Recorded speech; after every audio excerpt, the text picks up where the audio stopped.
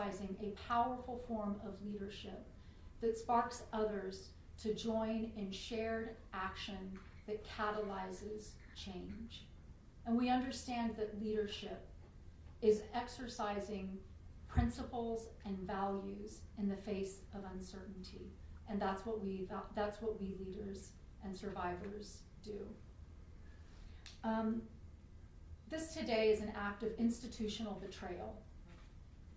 And our institutions betray survivors of male sexual violence. And we need to work within and without the systems to start having what is known as institutional courage. And you can learn more about institutional courage by looking that up. There's actually a center for it housed at Stanford University. It's based on research, it's informed by data, and these are concrete practices and actions that our institutions can take to respond to workplace harassment and male sexual violence in ways that both prevent, address, and have postvention to make sure that women and all people work in environments that are free from harassment and sexual violence. Because we have so much to offer. We need to be able to contribute without fear, without terror, of violence, of our voices being muted, our contributions being diminished, without fear of retaliation. And you know what the great poignancy is of this day, why I'm in New York City? I don't live here. I am here to be at the United Nations to advocate for Convention 190, the convention to eliminate all forms of harassment and male sexual violence in the world of work. God is interesting. And we say the world of work because harassment and sexual violence take place in a variety of settings. I wasn't on a movie set. I've been sexually harassed on many a movie set. But I was at a hotel, which was off-site. In the convention's wisdom, we use the term world of work to expand the places where this harassment and sexual violence can take place. So I want you to remember that expression, the world of work. I stand shoulder to shoulder with women who have bloody knees, because male sexual violence may knock us down, but we get right back up. And together we are in this struggle for freedom from male entitlement to our bodies. Thank you. Oh, do I get to introduce the next powerful woman? Who's going next? Oh, God. The one and only Tarana Burke. So Tarana is the founder of Me Too movement. And if you haven't had a chance to read her book, I highly encourage you to do so. She is a woman who, in the South, chose to work with girls of color who had experienced childhood sexual abuse. And in this one particularly both devastating and inspirational story, there was a girl at a black girls leadership camp that she was leading, it was actually Boys and Girls, who was, kind of hard to respond to. And Tarana got into this relationship with this girl and wished that she had been able just to say to her, "Me too," which is how she birthed the expression. And so that's just a small anecdote. And of course, the Me Too movement website, if you've never had a chance to look at it, is full of resources for anyone who has experienced male sexual violence, knows someone who has, or thinks they know someone who has. It's a powerful tool filled with support and advocacy, so please check it out if you haven't. And it is now my great honor and pleasure to introduce my sister, Tarana Burke. Ooh, Ashley, thank you. And it's almost hard to come up and speak after you. I'm so moved. My name is Tarana Burke. I am also a survivor and founder and leader, and want to first say thank you to all of my fellow survivors and leaders in the room.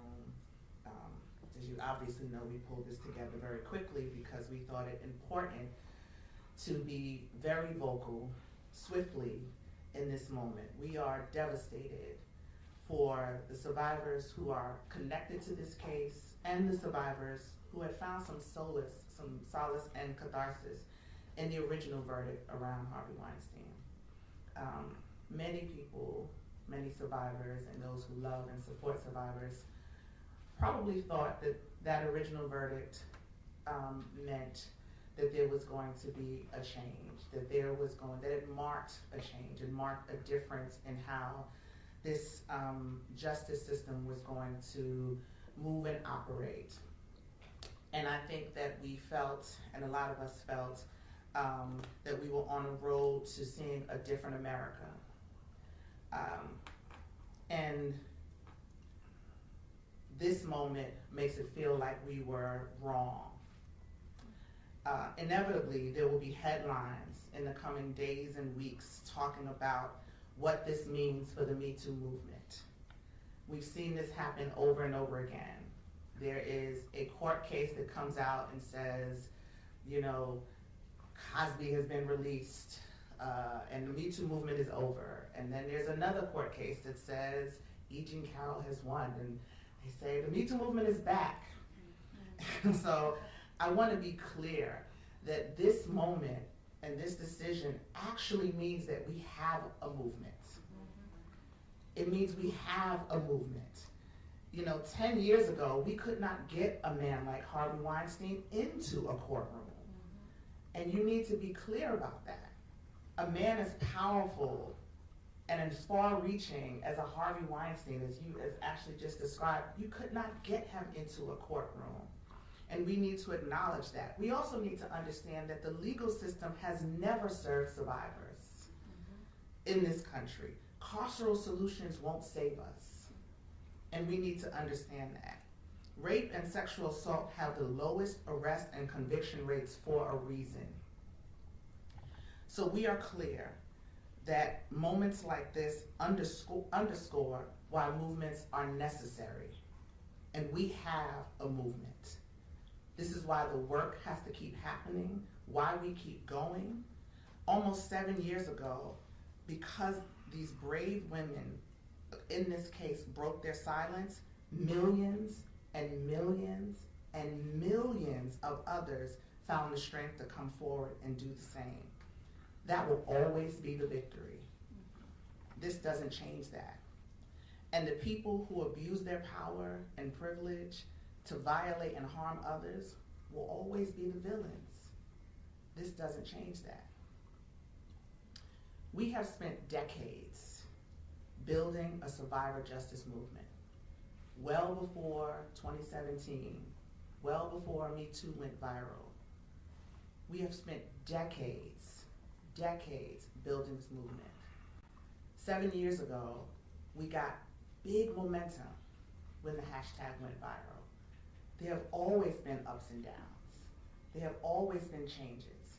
There have always been moments where we had the Anita Hill moment, right? We ride the wave when we have big moments, and when we have low moments, we get low, and we get dirty, and we do what we have to do. We get in the trenches and we do our work, and we will continue to do that. The outcome of this case doesn't change that.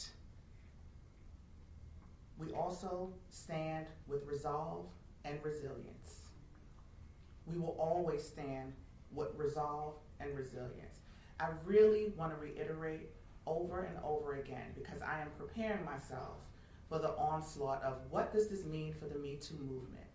What does this mean for the Me Too movement? I know you're going to say it regardless. No matter what I say in this moment, I know they're going to come regardless. And so I want you to hear this. This is not a blow to the movement. It is a clarion call. And we are prepared to answer that call. Thank you.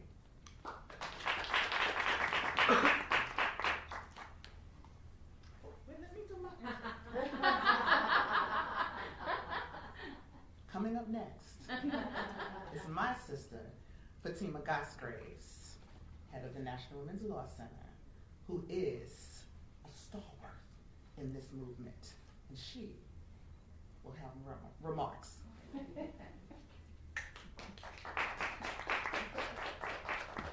Thank you, Tarana. And first, thank you, Monica. It is special that we are all here today for C-190. That's why we are all gathered.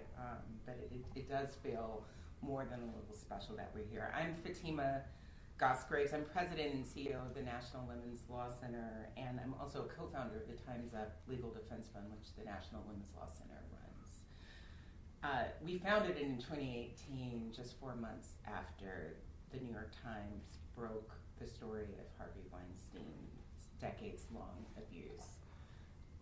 I want to begin with deep gratitude to Ashley and to all silence breakers. I'm not sure people understand what it is like to have to share your experience and not know how it will be received by the public or by our courts, which often fail us. And my thought to them today is to remind them that they are not alone. There are advocates around this country, in and out of institutions, who have been guided by them and following them and holding them up, whether they know it or not. And that included folks on this jury that heard their hearing counts of abuse in 2019 and believed them. And so did millions of people around this country who were not in that courtroom. So I don't think those folks feel bound in their beliefs by the decision, and today's decision does not erase the truth of what happened. It doesn't alter the reality that Weinstein is a serial sexual abuser who exploited his power for decades. It doesn't alter the reality that he has now also been convicted in 2022 in Los Angeles and is sentenced to 16 years in prison there. And so I want to name, for all the people who are quick to jump, as the great Tarana Burke name, to make assessments about the power and the reach of this movement. It is a reminder to me today that survivors who often still are in the margins with fine print and loopholes getting in the way of what looks like justice and healing for them. It's a reminder that sexual harassment and abuse remains pervasive, and that people who come forward, they often experience retaliation. And they know that is built in, and they come forward anyway. It is a reminder that harassment and abuse happens across industries, across this country, across this globe. And it is a reminder that survivors who speak up must be shielded. They must be shielded from this retaliation. They must be shielded from laws that don't serve them. We must have time periods that are extended so that people can come forward on their terms and when they're ready. We have to combine the reach of non-disclosure agreements that have gotten in the way and that have meant that so many people were silenced for far too long. But the most important reminder, I think, for me today is that one well-known case does not define this movement. The strength of survivors who, in this room, and I count myself among them, the ones I meet and get to hear from and work with and work alongside every single day, we are a force. We are already winning, no matter the setbacks. And we will always be greater than those who seek to control us. Thank you.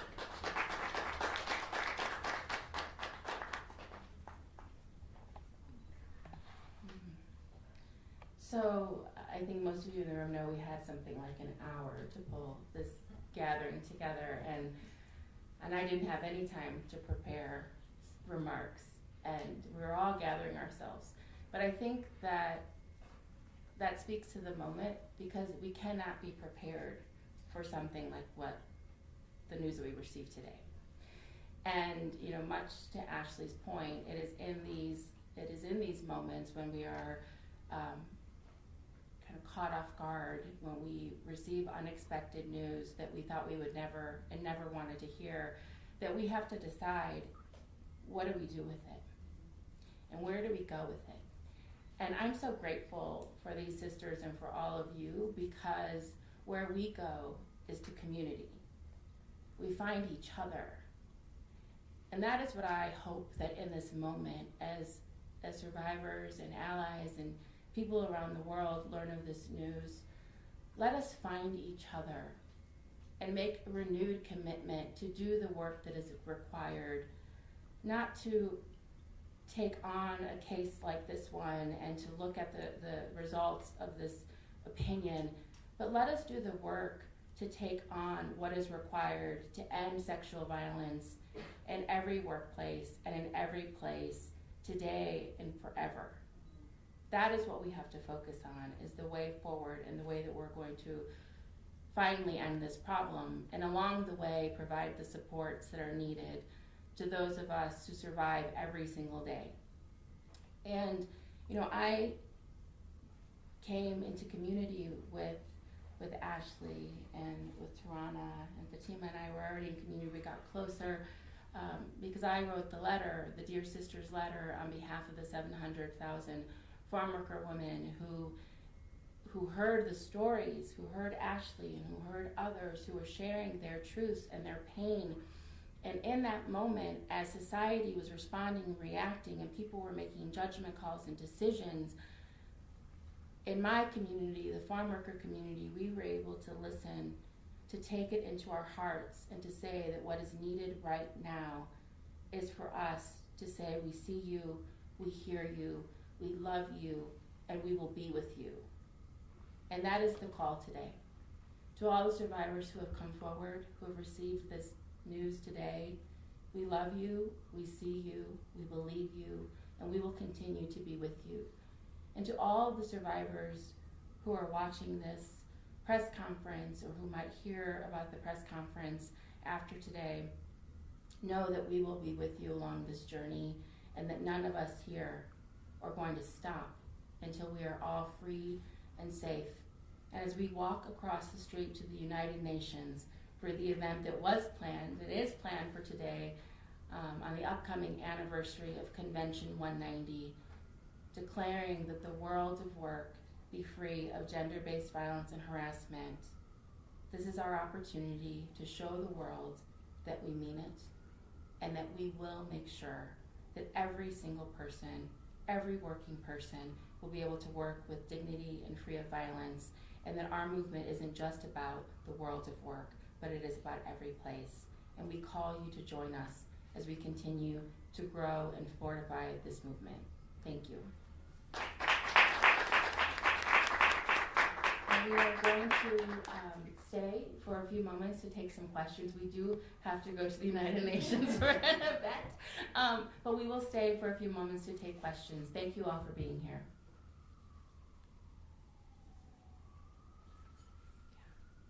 If you have questions, please feel free to raise your hand. Go ahead.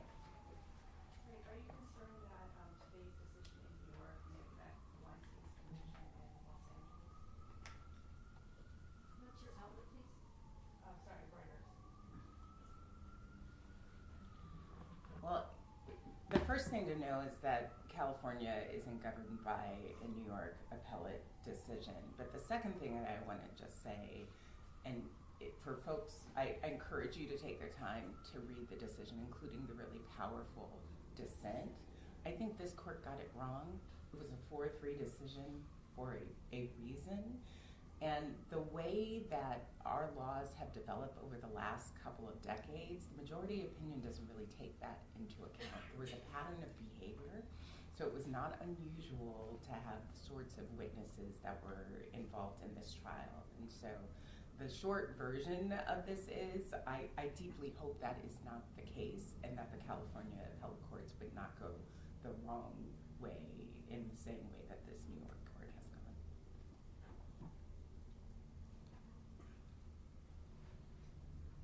Also a question for Fatima. Could you- Hoping from New York One. If you wouldn't mind going to the mic as well, sorry.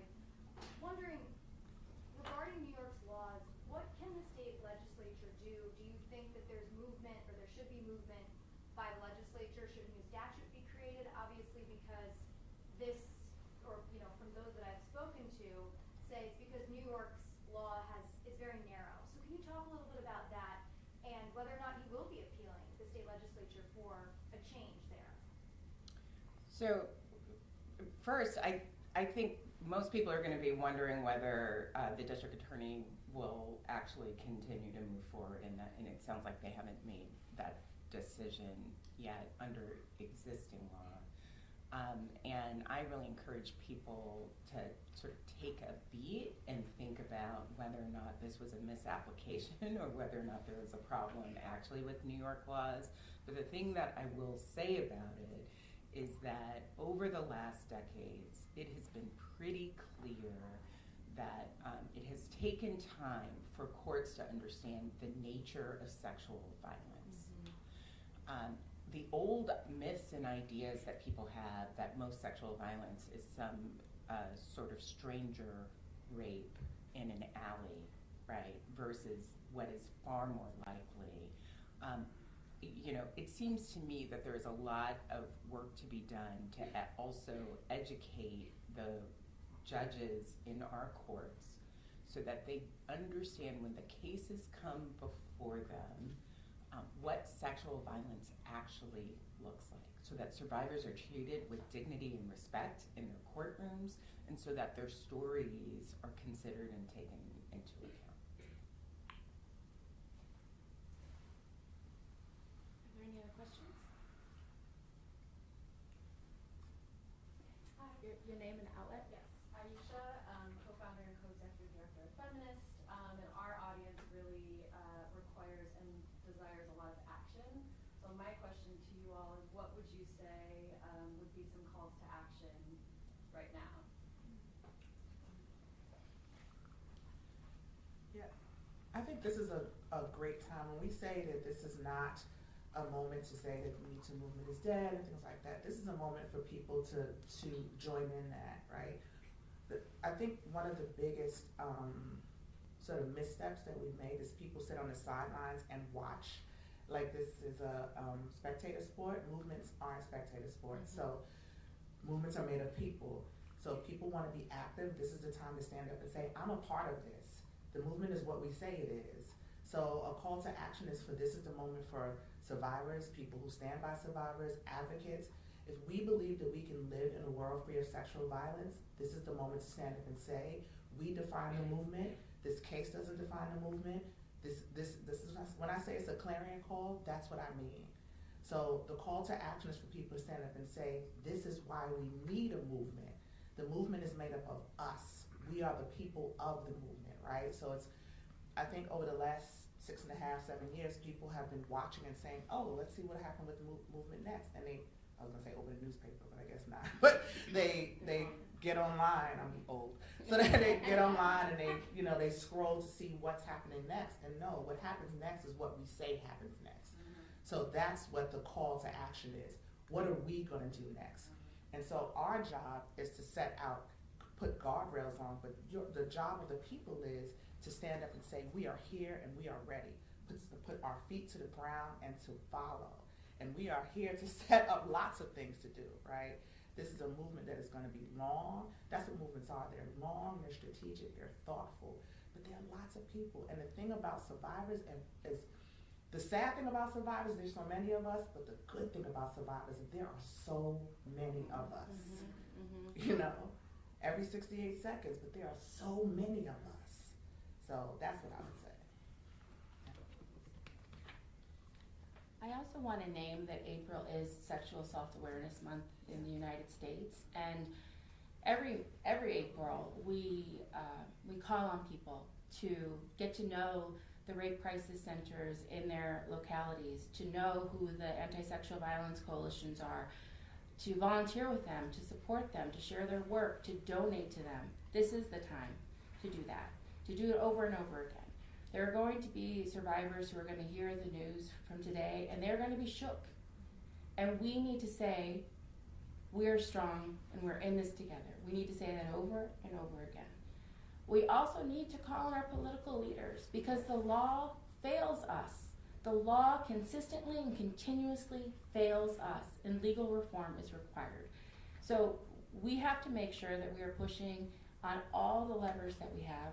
We need to say it's law reform, it's judicial reform, it's who are our leaders, how are they supporting survivors. We need to support the movement by donating and funding the movement. But the other thing is, in this moment, I call on you to lift up the voices and the stories of the brave individuals who came forward to name the harm that was committed against them by Harvey Weinstein. They are the names that we should be lifting up. It is their brave stories that we should be lifting up, and their courage. Let their names and their stories be the loudest ones heard right now.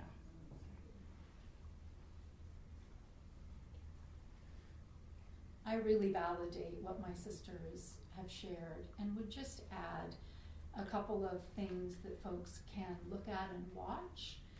The language that we use matters, and it's been very helpful for me to reflect on and interrogate what I say and how I say it. And I credit Jackson Katz, who's a masculinity scholar, with challenging me in this department.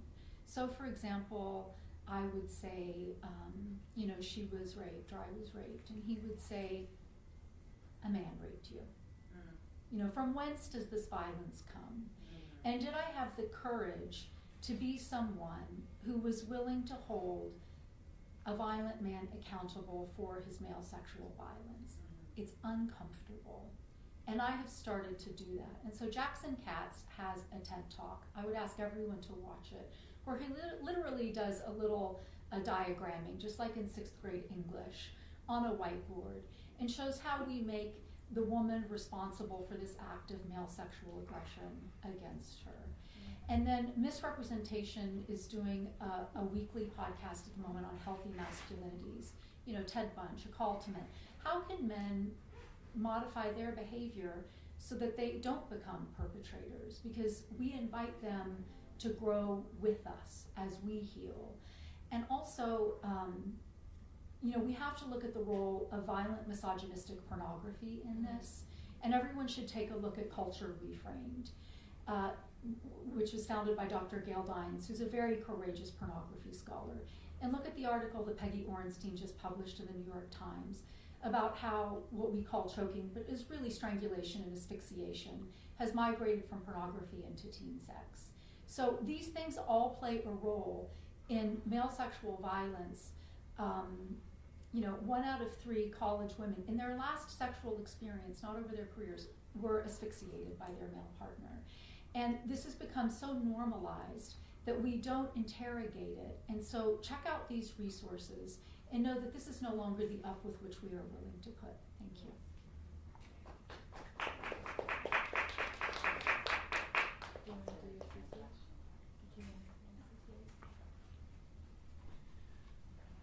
I just want to offer a couple of additional calls to action, because I really appreciate that question. The one I want to say, we run the Time's Up Legal Defense Fund. I am really clear that every time something happens, really good or bad, that we hear from more and more survivors. So that reminds me that they're not deterred by any single case, but it also reminds me that it is our job to meet that need. So for survivors who are looking for legal support, I hope they will find us at the Time's Up Legal Defense Fund. The second thing is, there are a range of policy forms that would make a difference right now in the world of work. And there is a bill in Congress called the Be Heard bill that would make a huge difference for survivors, so that no matter where you work, no matter what your job, you were covered, so that many of the practices that make it easier for employers to look the other way rather than solve the problem of violence would be stopped. And so I hope people will take a look at that bill and call on their policymakers to move forward with it. Thank you. Thank you. Last thing, and we are going to wrap up so we can get close to the UN. For any survivors out there, Me Too International, our organization, has on our website Survivor Sanctuary. So the one thing we know in moments like this, survivors will be triggered. Across the country, across the world, this is not going to be a great day for survivors who are waking up to this news. All of our phones have been going off all morning. So on our website, metoo.mvmt.org, There is Survivor Sanctuary. It is a self-guided tool that the survivors can use to take yourself through some healing practices. We encourage survivors to find healing support. There's also a healing resource library, but we encourage you today to be gentle with yourself. This is another call to action, if you will, for survivors to be gentle with yourself today. Turn off the news. Get off of social media. Don't go down the rabbit hole if you can, because we don't deserve this. We need to lay this burden down at the feet of where it belongs. It's not our burden to carry. So if we're going to give a last call to action, I urge survivors to take care of yourself today, because it's not easy to have this, put in our faces when we don't ask for it. So, there are lots of resources on our site if you're looking for them. But even if you're not, if you can just move away from this news today, we encourage you to do that. So thank you all for coming out. Monica, you'll have some last words here. We appreciate you. Thank you all, and if you have any additional questions, please feel free to reach out. We'll make sure that they get directed to the right folks, and we'll be happy to share responses. Thanks so much for your time.